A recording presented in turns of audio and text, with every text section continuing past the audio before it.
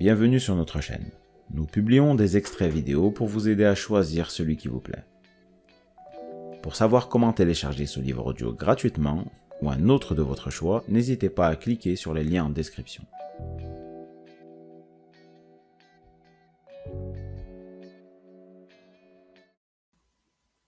Chers auditeurs, nous vous invitons à rejoindre les milliers d'autres gens qui ont déjà commencé leur voyage vers des océans bleus à l'aide d'un livre audio, Cap sur l'océan bleu, au-delà de la concurrence, les étapes concrètes pour inspirer confiance et engendrer la croissance, de W. Chan Kim et René Mauborgne.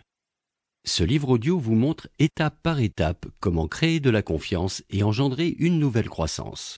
Vous y apprendrez comment raisonner en bleu et pas en rouge et élargir votre champ de vision. Pourquoi humanité, confiance et compétences créatives sont essentielles pour passer vers les eaux libres. Comment ouvrir une nouvelle frontière valeur-coût grâce au processus systématique en 5 étapes. Et beaucoup d'autres choses. Cap sur l'océan bleu est un livre indispensable pour tous ceux qui cherchent à échapper aux règles de la concurrence existante.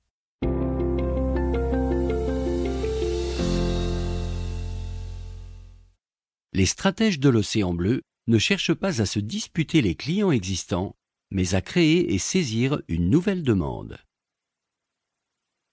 À partir d'une certaine taille, presque toutes les organisations réalisent régulièrement des enquêtes de satisfaction auprès de leurs clients, sous une forme ou sous une autre.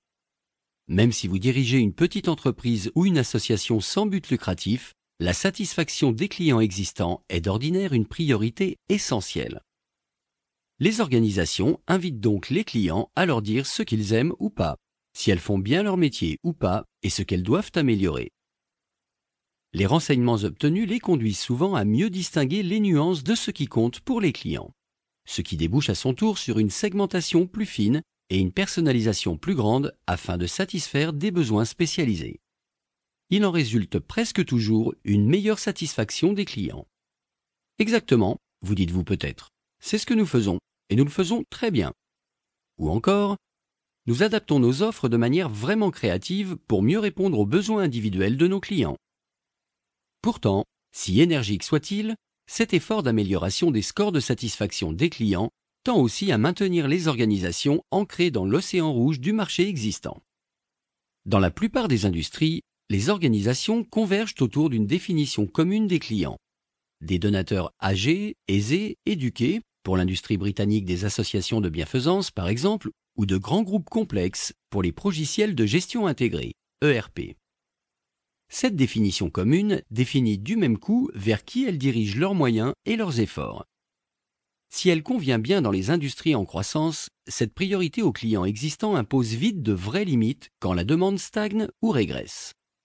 Elle empêche les organisations de discerner le potentiel plus large d'une nouvelle demande hors de leur industrie dont elles pourraient profiter.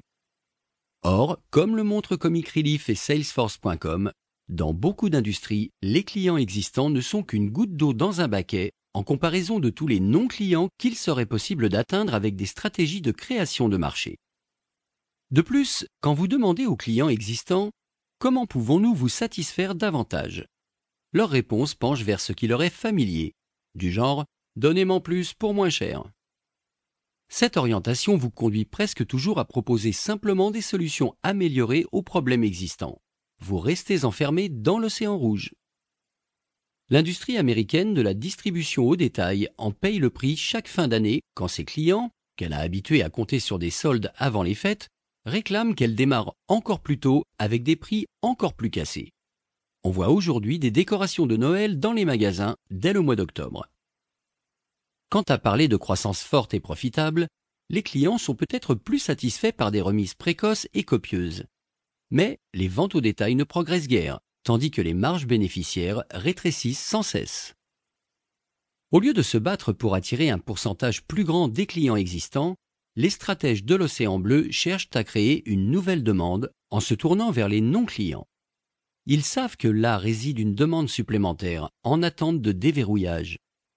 En observant les non-clients et ce qui les tient à distance d'une industrie, ils commencent à mettre au jour les désagréments principaux, du genre supplication larmoyante, imposés par leur industrie et qui font que les gens se détournent. Ainsi récolte-t-il des renseignements critiques sur la manière d'ouvrir un nouvel espace de marché. Comme vous le découvrirez en mettant le cap sur l'océan bleu, ce sont les non-clients et pas les clients qui renseignent le mieux sur ce que votre industrie fait pour limiter la demande et sur les remèdes possibles. L'opportunité ici n'est pas d'obtenir un peu plus d'un océan rouge qui rétrécit, mais de créer une nouvelle demande là où il n'y a pas de concurrence. Les stratèges de l'océan bleu poursuivent simultanément la différenciation et les coûts bas. Ils visent à briser le compromis valeur-coût, non à l'établir. Comme on l'a expliqué au chapitre 1, pour un stratège de l'océan rouge, la stratégie implique un choix entre différenciation et faible coût. Au contraire, les stratèges de l'océan bleu suivent un autre chemin. Ils voient la stratégie de création de marché comme une démarche de « et cela », pas de « soit cela, soit cela ».